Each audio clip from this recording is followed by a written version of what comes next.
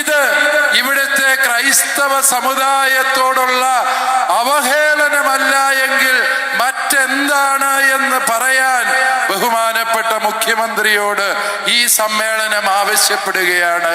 അതുകൊണ്ട് ഈ സമ്മേളനം ഞങ്ങൾ ഒറ്റ സ്വരത്തിൽ, അത് ഈ മുതലക്കുളത്തിലെ സമ്മേളനം മാത്രമല്ല, കേരളത്തിലെ സകലമാന ക്രൈസ്തവ സമൂഹവും ഒരു മനസ്സായി സർക്കാരിനോട് ആവശ്യപ്പെടുകയാണ്.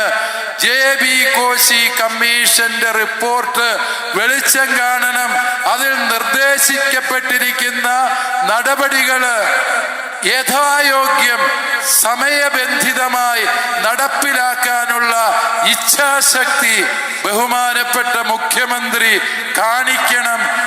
അല്ല എങ്കിൽ രാഷ്ട്രീയപരമായ നിലപാടുകൾ സ്വീകരിക്കാൻ ഈ സമുദായം നിർബന്ധിതമാകും എന്ന വസ്തുത കൂടി ഓർമ്മിപ്പിക്കാൻ ഞങ്ങൾ ആഗ്രഹിക്കുകയാണ്.